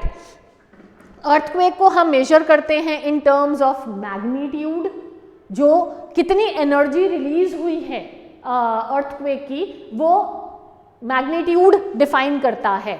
तो मैग्नीट्यूड ऑफ अर्थक्वेक को हम मेजर करते हैं रिक्टर स्केल के ऊपर। रिक्टर स्केल जो है वो 0 to 9 के स्केल पे चलता है, 0 to 9। तो इस केस में जैसे जैसे हम अगले लेवल पे जाते हैं तो वो और स्ट्रॉन्ग होने लग जाता है दैन द प्रीवियस लेवल। और अर्थक्वेक जिस टाइम आता है तो मैंने आपको बताया कि एनर्जी रिलीज होती है। ये रिलीज ऑफ एनर्जी जो है वो वेव्स के फॉर्म पे होती है। इनको हम कहते हैं seismic waves. These are called seismic waves and these seismic waves are basically of 3 types.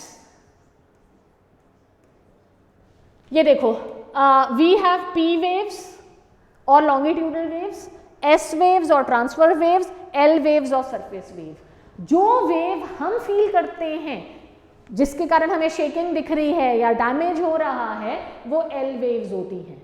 और जो P वेव्स और S वेव्स हैं ये अर्थ के इंटीरियर में ट्रैवल करती हैं। हम P और S वेव्स को फील नहीं करते हैं, लेकिन जब P और S वेव्स सरफेस के ऊपर पहुंचती हैं ये दोनों आपस में ज्वाइन होके L वेव में कन्वर्ट हो जाती हैं और उसके बाद फिर जब सबसे ज़्यादा डिस्ट्रक्शन जो है वो स्टार्ट होता है। हमारे पास अब एंडोजेनिक फोर्सेस के कारण लैंडफॉर्म क्रिएशन हो गया और इसके बाद स्टार्ट हुआ लैंडफॉर्म डिस्ट्रक्शन। अब ये जो लैंडफॉर्म डिस्ट्रक्शन है, इरोजन जो है वो बेसिकली किसने किया? ये इरोजन कर रहा है जो मोबाइल फोर्सेस ऑफ नेचर हैं, जिसमें हमारे पास आता है river and winds, glaciers etcetera. इन्हीं के साथ साथ एक और बहुत इंटरेस्टिंग प्रोसेस है जिसको हम कहते हैं वेदरिंग। सो ये दो टर्म्स हम यूज करते हैं, एक है वेदरिंग और एक है इरोजन। वेदरिंग जो होता है इसको बोला जाता है कि दिस अकर्स इन सिटू। इन सिटू का मतलब क्या होता है? At the same place. इसको आप इग्नोर करो। In situ, INSITU, in situ means at the same place. So ये होता है weathering, breaking of the rocks by static forces of nature. Static forces क्या हैं? टेम्परेचर है, प्रेशर चेंजेस हैं, बहुत स्पीड से बारिश होती है तो वो रॉक्स को ब्रेक डाउन करता है, या फिर प्लांट्स हैं उनका एक्सपैंडिंग रूट सिस्टम है, जैसे पीपल का पेड़ होता है उसकी जो जड़ होती है, उसके जो रूट्स हैं वो बहुत ज़्यादा स्पीड से एक्सपैंड करती हैं और बढ़ती हैं तो धीरे धीरे पूरी बिल्डिंग भी कोलैप्स हो जाती है। तो सिमिलरली अगर किसी एक रॉक के किसी क्रैक में इस तरह का एक कोई प्लांट ग्रो होना शुरू हो गया तो वो धीरे धीरे उस रॉक को छोटे छोटे पीसेस में कन्वर्ट कर देगा। इन प्रोसेसेस को हम कहते हैं weathering. On the other hand जो इरोजन है ये अर्थ की जो मोबाइल फोर्सेस हैं, वही विंड्स, ग्लेशियर्स एक्सेट्रा, तो वो रॉक्स को धीरे धीरे तोड़ती हैं। As they move, they gradually start breaking the rocks और ये जो broken down pieces हैं उनको अपने साथ ट्रांसपोर्ट करता है एंड अल्टीमेटली किसी पॉइंट के ऊपर जाके वो डिपॉजिट करता है। तो इसके कारण हमारे पास कई किस्म के लैंडफॉर्म्स बनेंगे। वो लैंडफॉर्म्स जो कि इरोजन के प्रोसेस से बने हैं उनको हम कहते हैं इरोजनल लैंडफॉर्म, और वो लैंडफॉर्म्स जो कि डेपोजिशन से बने हैं वो बनाते हैं डेपोजिशनल landforms. So for example river की बात करें तो रिवर जो है जिस टाइम वो मूव करता है ओवर रॉक्स तो उसमें इतनी एनर्जी होती है पानी में कि वो रॉक्स को पूरा ब्रेक करेगा और धीरे धीरे मटेरियल्स को ट्रांसपोर्ट करेगा। नाउ रिवर जो है उसमें सबसे ज़्यादा इरोजन होता है हाई माउंटेनस एरियाज में, क्योंकि हाई माउंटेनस एरियाज में रिवर्स में सबसे ज़्यादा एनर्जी होती है। तो erosion is going on in the mountainous areas. Transportation चल रहा है प्लेन एरियाज के ऊपर, एंड अल्टीमेटली जैसे ही रिवर अपने माउथ के नज़दीक, माउथ मतलब एंड पॉइंट ऑफ रिवर, अब माउथ से सी में है रिवर गंगा, जब वो बे ऑफ बंगाल के नज़दीक पहुंचने लगेगा तो उसकी एनर्जी इतनी कम हो जाती है क्योंकि स्लोप तो बचती ही नहीं है, माउंटेनियस एरियाज में स्टीप स्लोप है तो रिवर पूरे बहाव से फ्लो कर रहा है फुल ऑफ एनर्जी, लेकिन जैसे जैसे वो सी के नज़दीक पहुंचता है उसका एनर्जी लेवल कम हो जाता है, तो वहाँ पे वो डेपोजिशन करना शुरू हो जाएगा। तो इरोजन से क्या होता है, रिवर बनाएगा डीप वैलीज, बहुत ज़्यादा डीप वैलीज आपको माउंटेनियस एरियाज में मिलेंगी।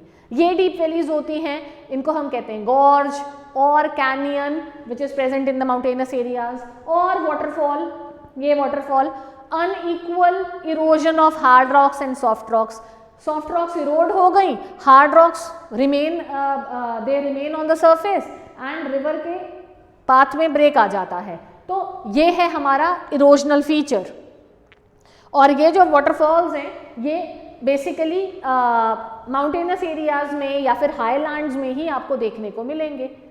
और उसके बाद रिवर डेपोजिशन कर रहा है। अब डेपोजिशन में हमारे पास कौन से फीचर्स हैं, flood plain, Punjab Haryana plain को अगर हम देखें पूरा का पूरा फ्लड प्लेन है, हर साल यहाँ पे फ्लडिंग होती है और हर साल एक नया लेयर ऑफ एलुवियम जो है वो डिपॉजिट होता है। तो ये पूरा का पूरा जो पंजाब हरियाणा प्लेन है वो बेसिकली रिवर्स ने ही बनाया है by the deposition of the sediments.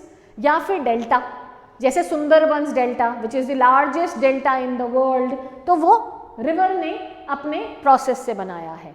तो इस केस में एक और चीज़ बहुत इंपॉर्टेंट है, फ्लड प्लेन में ही अगर हम फ्लड प्लेन की बात करें तो इसमें अगर आप रिवर को देखो ना तो उसका मोशन जो है वो सर्पेंटाइन मोशन है। सर्पेंटाइन मोशन का मतलब क्या है, एक सांप की तरह लूप्स बनाता हुआ चलता है। रिवर अपने ही कोर्स में बड़े बड़े लूप्स बनाने लग जाता है। कई बार तो ये लूप्स इतने बड़े हो जाते हैं कि अल्टीमेटली एक लूप कट ऑफ ही हो जाएगा। तो जिस टाइम वो लूप कट ऑफ होता है उसको हम कहते हैं ऑक्सबो लेक। ये जो लूप्स है ना, दीज लूप्स आर कॉल्ड मीएंडर्स। ये देखो, सो ये है लूप, रिवर के कोर्स में ही इस तरह के लूप्स बने हुए हैं। ग्रेजुअली ये लूप्स और बड़े होते रहते हैं इरोजन से, यहाँ से ये लूप डीप होगा, यहाँ से ये लूप डीप होगा, और अल्टीमेटली एक टाइम आएगा जब ये दोनों लूप्स आपस में ज्वाइन कर जाएंगे। तो जिस टाइम ये लूप्स ज्वाइन करेंगे तो उसका रिजल्ट क्या होगा, द रिजल्ट विल बी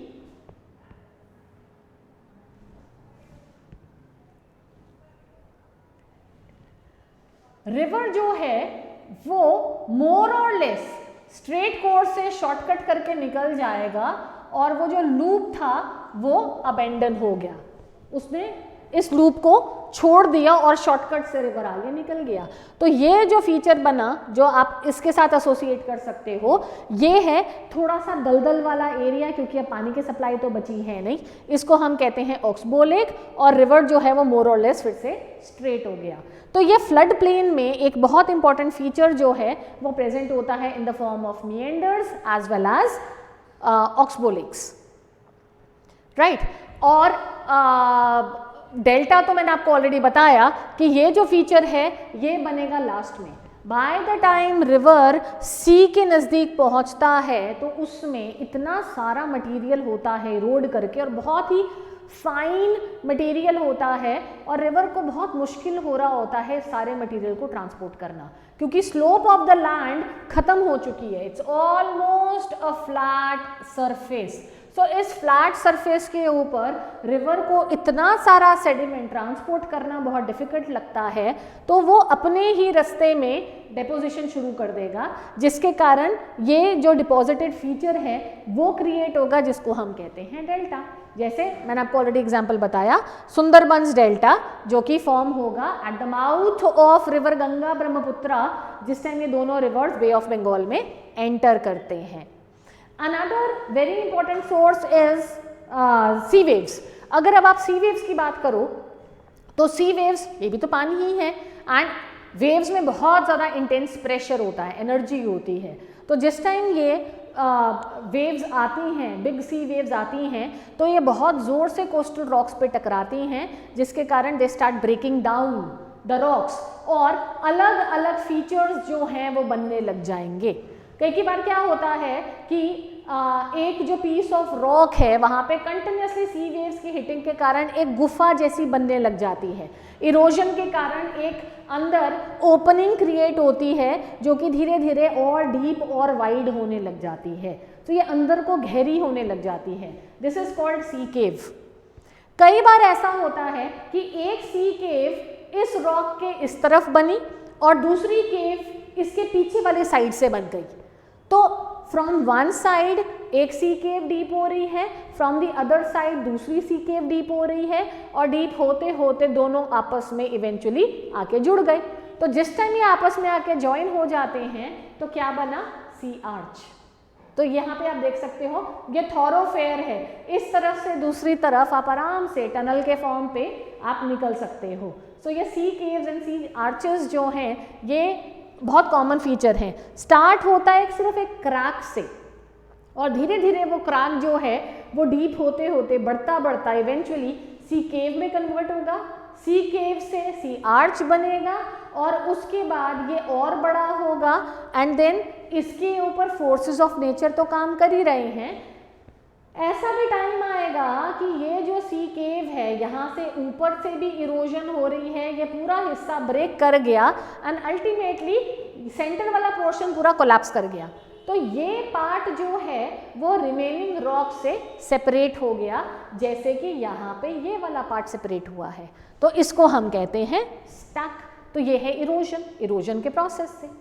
और डेपोजिशन के प्रोसेस से अगर आप देखो तो सी वेव्स में सबसे इम्पॉर्टेंट जो डेपोजिशनल फीचर है वो है beach, one of the most famous and common tourist attraction जो कि कोस्टल एरियाज में होता है। तो बीच में क्या हुआ, सी वेव्स ने सैंड और छोटे छोटे पार्टिकल्स को ट्रांसपोर्ट किया और कोस्ट के नज़दीक लाके डिपॉजिट कर दिया। ये ना स्लोपी सरफेस होती है, बीच जो है ना वो रोलिंग प्लेन होता है। सो ये इसकी फॉर्मेशन हुई, और यहाँ पे क्लिफ्स आप देख सकते हो, wall like features, rocky coast, ये जो क्लिफ है ये भी इरोजनल फीचर है। तो लैंड फॉर्म्स वही पॉइंट है कि वो डिपोजिशन से भी बन सकते हैं, वो इरोजन से भी बन सकते हैं। ग्लेशियर्स का केस देखते हैं। ग्लेशियर्स क्या हैं, frozen reverse of ice. High mountainous areas या फिर हाई लैटिट्यूड एरियाज में ये जो ग्लेशियर्स हैं ये कंटिन्यूसली मूव करते हैं, बहुत डीप होते हैं, बहुत ज़्यादा थिक मास ऑफ आइस है, किसी किसी पॉइंट में तो ये ग्लेशियर किलोमीटर 2 किलोमीटर डीप भी हो सकता है। और इतना इमेंस वेट जिस टाइम वो रॉक्स के ऊपर मूव करता है तो रॉक्स को लगातार ब्रेक करता है। तो इस ब्रेक डाउन से बहुत ही टाइप के इरोजनल फीचर्स बनते हैं, जैसे पास, जैसे माउंटेन पासेस होते हैं, हम नाम लेते हैं ना रोहतांग पास का, या फिर जैसे बड़ा लाचाला हो गया या जोजिला है, ये अलग अलग पासेस हैं इन द हिमालयाज। सो पास बन गया, या फिर U shaped valley. U shaped valley इसलिए कहते हैं क्योंकि ये इंग्लिश अल्फ़ाबेट यू को रिजेंबल करता है। तो ग्लेशियर्स जिस टाइम मूव करते हैं तो अपनी वैली को यू शेप में कन्वर्ट कर देते हैं, तो वो इसका फीचर है। Then we have some depressions created जिनको हम कहते हैं सर्क। तो ये अलग अलग इरोजनल फीचर्स हैं। डेपोजिशन में सबसे इंपॉर्टेंट फीचर जो है दैट इज मोरेन्स। ये हिल्स हैं, रिजेस हैं, लॉन्ग रिजेस हैं of material which is transported by the glaciers and ultimately deposited.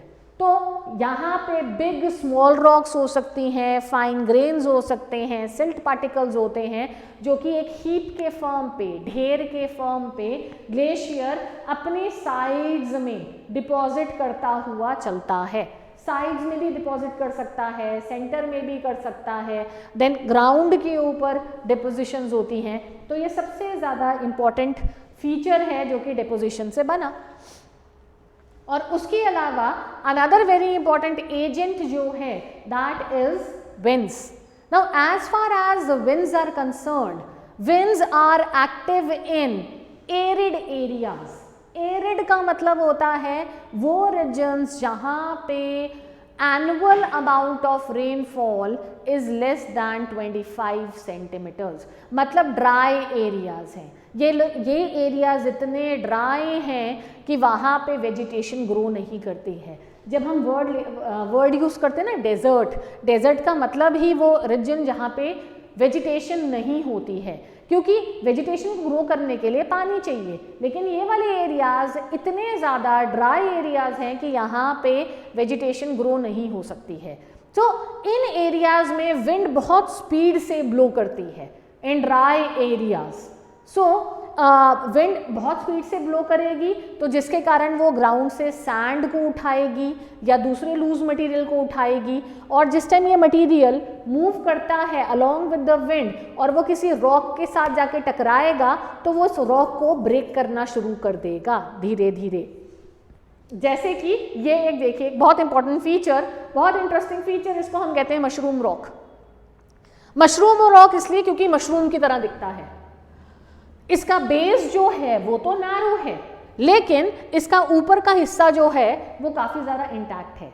इसका मतलब क्या हुआ, it is the area closer to the ground which has experienced maximum erosion. सबसे ज्यादा इरोजन जो है वो नीचे लोअर एरिया में हुई है, क्योंकि इस एरिया में जो विंड है उसने बहुत सारी सैंड और बहुत सारे छोटे छोटे पार्टिकल्स उठा रखे होते हैं जो कि लगातार इस रॉक के साथ टकराते रहेंगे। इस प्रोसेस को हम कहते हैं sand blasting. Now another very important thing, दो विंड वेलोसिटी लगातार सरफेस से लेके अपवर्ड इंक्रीज करती है। जैसे जैसे हाइट इंक्रीज होती है ना, वैसे वैसे हवा ज़्यादा तेज चलती है, लेकिन इस एरिया में जो विंड है उसमें सैंड वगैरह नहीं कैरिड होता, क्योंकि सैंड जो है उसका वेट है, और जितना विंड ऊपर जाएगी मतलब उसको उतना ग्रेविटी के अगेंस्ट उस सैंड को उठाना पड़ेगा, जो कि वो नहीं कर पाती है। इसीलिए ये जो लोअर पार्ट है यहाँ पे मैक्सिमम इरोजन हुआ है, क्योंकि मैक्सिमम सैंड यहाँ पे प्रेजेंट है। हाइट के ऊपर विंड वेलोसिटी तो ज़्यादा है, लेकिन सैंड पार्टिकल्स लगातार कम है, इसीलिए upper portion of the rock is not eroded as much as the lower part. So ये जो फीचर है इसको हमने बोल दिया mushroom rock. This is one of the most important erosional feature of wind. और on the other hand we have the deposition feature. अब सैंड अगर एक एरिया से अपलिफ्ट हुई है और वो लगातार पार्टिकल्स पे या रॉक्स पे टकरा रही है, उनको ब्रेक डाउन कर रही है, कहीं पे मशरूम रॉक बन रहा है, कहीं पे यार्डांग्स बन रहे हैं, कहीं पे डिफ्लेशन बेसिन्स क्रिएट हो रहे हैं, ये सारे इरोजनल फीचर्स के नाम है। वहीं पे कुछ डिस्टेंस के बाद ये भी होता है कि सैंड डिपॉजिट होना स्टार्ट हो जाएगी। अब सैंड क्यों डिपॉजिट हुई, विंड वेलोसिटी कम हो गई। अब जैसे विंड वेलोसिटी कम होगी, उसकी स्पीड कम होगी, तो उसकी ट्रांसपोर्ट करने की जो कैपेसिटी है वो भी फॉल डाउन हो गई, and hence the material is deposited. और ये जो मटेरियल है उसके डिपोजिशन से जो सबसे इंपॉर्टेंट फीचर बनता है, these are the sand dunes. Sand dunes की अपीयरेंस कैसे है, जैसे सी में वेव्स आती हैं ना, तो वैसे ही ये डेजर्ट एरियाज में आपको बड़े बड़े वेव्स के फॉर्म पे ये हिल्स ऑफ सैंड नजर आएंगी। ये सैंड ड्यून्स 100 मीटर्स हाई हो सकते हैं, 150 मीटर्स हाई हो सकते हैं, डिपेंडिंग अपॉन कि कितनी सैंड प्रेजेंट है। So these sand dunes are very common.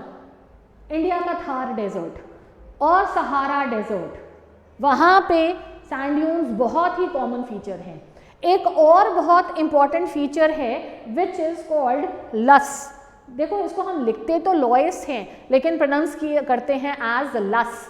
तो लस बेसिकली क्या है, ये बहुत ही हल्की सैंड होती है, फाइन ग्रेन सैंड होती है, which is ultimately transported over great distances. बहुत ही लॉन्ग डिस्टेंसेस में ये ट्रांसपोर्ट होती है एंड इवेंचुअली वो डिपॉजिट हो जाएगी। और जिस टाइम ये डिपॉजिटेड मटेरियल होता है ओवर लॉन्ग डिस्टेंसेस, उसके कारण जो प्लेन बनता है या जो सरफेस क्रिएट होती है उसको हम कहते हैं लस। वर्ल्ड का सबसे बड़ा जो लस डिपॉजिट है वो चाइना में मिलता है, तो that is called loess plain of China which is the largest loess plain in the world. और चाइना का एक बहुत फेमस रिवर है येलो रिवर, इसका पुराना नाम है हवांग हो। तो ये जो येलो रिवर है ना, इस लस प्लेन के ऊपर ये फ्लो करता है। येलो रिवर इसलिए बोलते हैं क्योंकि उसका कलर येलो है। And why it appears yellow, क्योंकि उसके अंदर इतने ज़्यादा सेडिमेंट्स सस्पेंडेड फॉर्म में प्रेजेंट हैं कि जो उसको येलो कलर की अपीयरेंस देते हैं। तो वो बेसिकली लस है जो कि येलो कलर इम्पार्ट करता है टू द येलो रिवर और हवांग हो रिवर, एंड हेंस उसका नाम इसके ऊपर, लस के ऊपर पड़ गया, right. So this is all about geomorphology. See you next time with the next topic of geography. उस टाइम हम डिस्कस करेंगे क्लाइमेटोलॉजी, राइट। टिल देन आप पढ़ते रहिए एंड बुक्स को फॉलो करो अच्छे ढंग से। NCERTs आप फॉलो कर सकते हैं इस पूरे जियोमॉर्फोलॉजिकल एस्पेक्ट को कवर अप करने के लिए। एंड डायग्राम्स जो हैं वो बहुत ज़्यादा इंपॉर्टेंट होते हैं, बिकॉज डायग्राम्स जो हैं वो हमेशा आपकी लर्निंग को बहुत ही ईजी कर देते हैं। तो hence keep learning, best wishes.